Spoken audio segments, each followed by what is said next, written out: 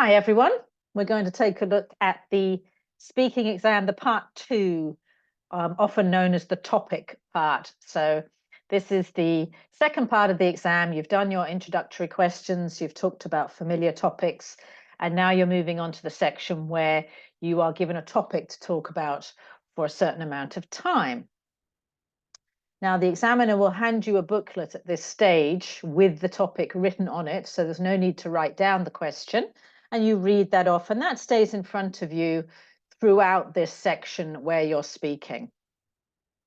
So, for example, there's a topic here, and you're given 1 minute. Once you receive this topic, you're given 1 minute to prepare. And the examiner manages all the time here. So you're not looking at any clocks. You're just being told when to start, when to stop. And you're given a piece of paper, you're given a pencil. You can make your notes on that piece of paper. And this topic will stay in front of you, as I said before, throughout this section. Okay, so you can always look at it while you're actually doing the speaking part. So you'll notice that the topic here is, there's an overall topic at the start, and then the instruction part, or the bits that they want you to include, are as bullet points. So in that section where you've got 1 minute to make notes, please make notes. I can't tell you how many candidates I've seen who just sit there and don't take any notes. And some of them even say, okay, let's start, I'm ready. And you've lost this great opportunity to prepare yourself. There's no discredit for making notes. Yeah, it's there to help you. So please take advantage of what they're giving you at this stage. So the 1 minute is up. The examiner will tell you that the 1 minute is up. And then they ask you to start speaking. And again, they are managing all the time. Notice here that the bullet points are suggested bullet points. So you want to make notes based around those, but at the same time, try to be as creative as you can. So what do I mean by that? Respond to the bullet points they've given you, but don't be restricted by those bullet points. When you're doing your 2 minutes of speaking, I want you to imagine that your examiner is going to paint a picture of what you are describing.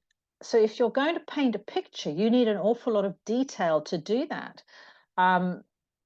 Details of everything, including color, if you want to bring that in. So make it as descriptive as you can to fill up that 2 minutes of speaking. 2 minutes is a long time. You don't want to finish early, because if you do, the examiner is going to ask you to continue. They're not going to ask you questions to try and prompt you. You're on your own. So make as much as you can of this speaking opportunity. And if you don't manage to finish the bullet points, if you don't manage to finish all your notes, that doesn't matter. The examiner will ask you to stop speaking, and that is the end of the part two. So they're looking for your language here. They're not looking for you to complete a task in a certain amount of time with an introduction, a middle, and a conclusion. It's not like that. You're just going to talk as much as you can about the topic you've been given, and then when you're told to stop, you stop speaking. So let's have a little look at how do we make notes in this 1 minute. You want to make sure they're carefully organized on your part. You don't want to be writing sentences. I've seen a lot of candidates write sentences and then read them out, and that's the end of their talk. That doesn't last very long. You want to write bullet points like the example you've got here. You can write in your own language. The notes are not assessed in any way.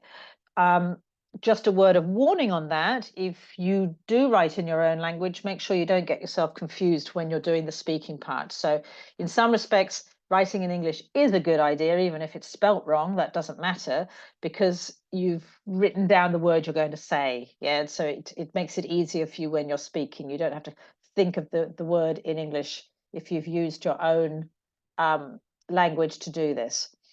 You will also notice that these notes are organized into sort of a table here. So we're going to look at that a bit later on in terms of how to do that. But as I said before, don't be restricted by the bullet points you've been given. They are a guide, and they are there to sort of extend what you're going to talk about. So what else do you need to remember with this task? You're being actually throughout the exam, you are being assessed on these 4 areas. Fluency and coherence. So that's the ability to speak as I am now with a certain flow to my talk. I don't have too much hesitation, but some is natural and acceptable. I link my ideas from one sentence to the next sentence. And I don't get confused or get lost in what I'm trying to say. We've also got assessment of vocabulary and grammar, both in the variety that you're able to give, as well as the accuracy of what you've said. So again, these are areas where you don't want to restrict yourself to quite simple language because it feels safe and because you think you'll get good points for that because you can do it well. You want both. Now, you've got to have a range of complex and simple language. And of course, some of that won't be as accurate as others, but they need to be there. They need to be part of what you're saying because you are assessed on your ability to at least experiment with language. And then obviously there's a score on pronunciation, not only on the simple sounds themselves, but also in terms of your intonation and how you flow your sentence together and where you put your stress on which words and which parts of the sentence. And that's all assessed as well. So having briefly gone through that, let's now take a look at that part 2 topic in a little bit more detail and listen to an example and see why that would be assessed as a high score. So here we are. Here's our topic that we saw a little bit earlier on, very briefly. It's describing a celebration. And there are 4 bullet points there: the what, the where, the who, and the why questions in the bullet points. And you'll see here in my notes, I've created a kind of table, really a cross. And this is a very popular technique for people to use. Each box or square represents one of the bullet points.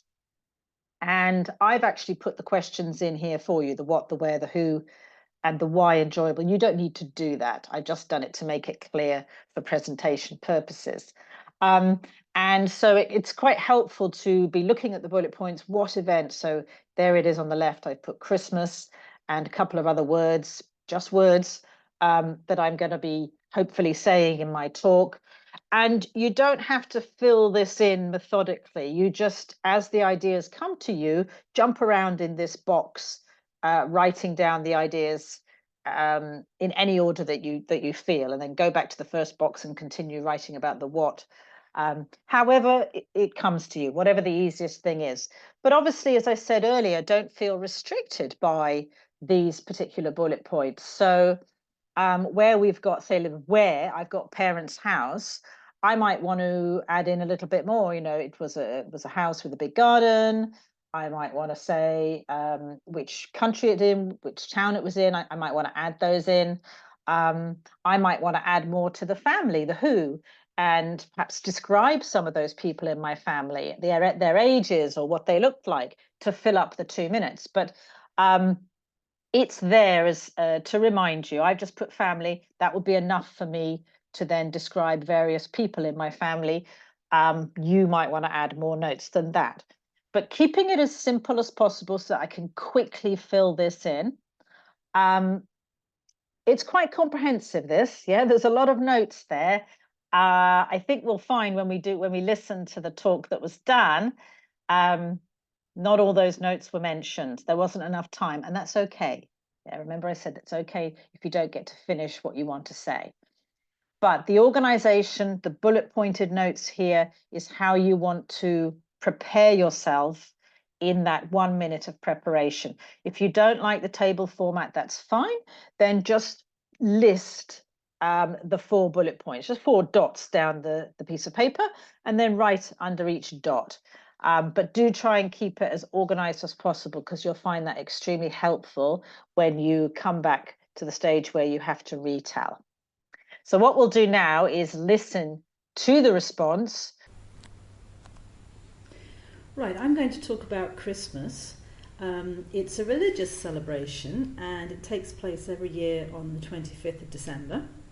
And I can remember as a child, staying in my parents' house, my father would wake us up every year with this terrible music. Anyway, we'd all get up and we'd go downstairs, and normally we'd open one big present before we went off to church. And after church, we'd come home, and eventually, late into the afternoon, we'd have this amazing Christmas lunch with roasted turkey, roasted potatoes and other vegetables, delicious desserts. It was fantastic. I remember it was almost the best part of the day. But I also remember my grandfather insisting on us watching the Queen's speech at 3 o'clock in the afternoon. And we had to stand up when they played the national anthem. After that, because we were so full of food, we generally fell asleep. The television was on, lots of Christmas movies, but we just slept through it. And I think this is a very strong childhood memory for me. It's a very happy memory. There was a routine to it, and it was a very comfortable atmosphere. It was exciting because of all the presents, but everybody was very happy together. It's a really pleasant thing to remember. Also the food, obviously extremely delicious food. And because of that food, there are certain sounds and smells that I associate with Christmas. And when I smell them or hear them today, it really reminds me of that happy time we used to spend together.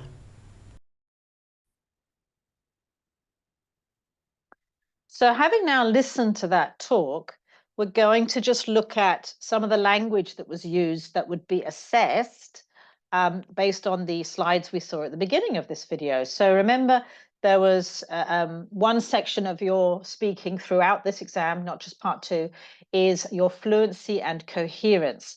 So here I want to look at some of the examples of that language that helps my fluency and coherence. Obviously, this doesn't represent how fluently I spoke and whether I had hesitations as I was speaking, but this is some of the language that I noticed that would help to keep the flow going. So, for example, at the beginning of this part 2 topic, I introduced what I was going to talk about. Use the language in the question that they give you if you want. I changed mine slightly here, but use that to guide you. There's also language here we've got where I ordered ideas. So a number of things happened in a specific order, first, second, third, fourth, etc. And I've used some language to express that. We've got some other linking ideas, starting with anyway, but also I remember. Quite simple expressions there. And I also gave my opinion about something. Now, that is not limited in how you link your information together. There are so many ways of doing it. No doubt you'll have some of your own phrases. These are particularly relevant to this topic. And I've also put underneath this another group of phrases that I could have used or other people could use to make their speaking sound fluent for this particular topic. Some of those are transferable to other topics. So they're quite general there, but you need to have perhaps a list prepared in your mind of ones that you want to try and build into your talk. You don't want it to sound too mechanical when you're doing it, but you do want to give the examiner impression that you know how to flow and link your ideas from one sort of sentence or idea to the next one.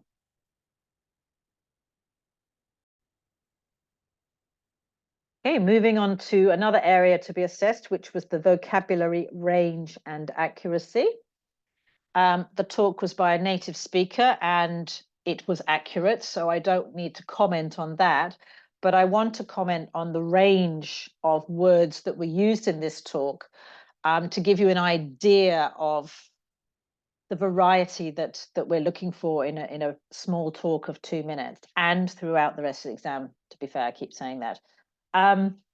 You know, you're normally asked to describe something in this section. So you might be talking about an object, a place, perhaps a person, an activity. This was an event that I had to talk about.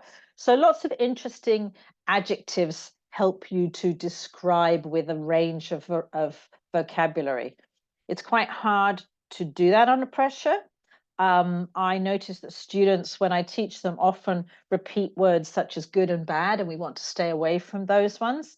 So again, perhaps creating your own lists of adjectives in particular would be helpful so that you could naturally build them in where relevant. Again, don't make it mechanical, where relevant in any talk that you do.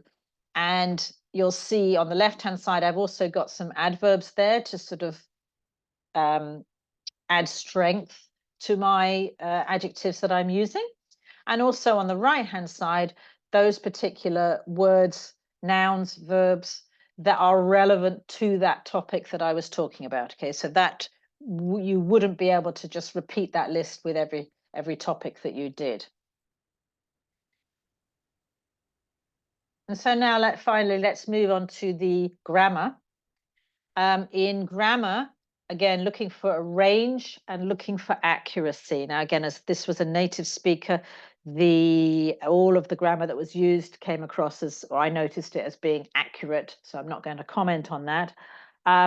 There are so many different things you could do with grammar in any exam. This is what we heard here with this talk. So a lot of different tenses here used very naturally in the context that they were used in. And not repeating the same tense over and over again was quite important for this particular topic.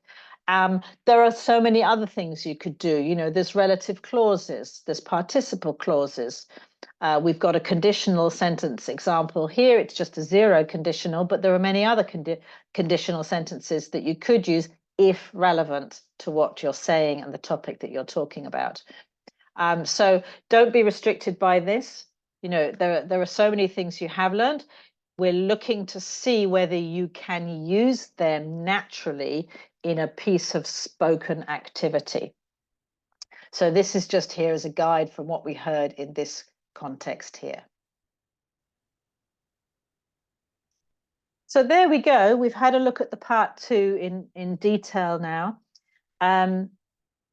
Think about all of those things. Certainly watch the video again and again to get some ideas, but think about all of those things as you're practicing the part 2.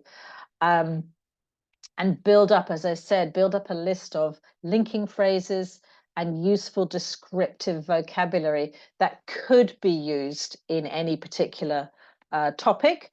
And you'll want to be practicing the 1-minute note taking, and you'll want to be practicing the speaking for 2 minutes. And you can use your mobile phone to do that and record yourself and listen back to yourself, critique yourself, see what you're doing well, see where you're struggling a little bit, and repeat that process again and again until you feel that you've done a good attempt at the topic that you're working with.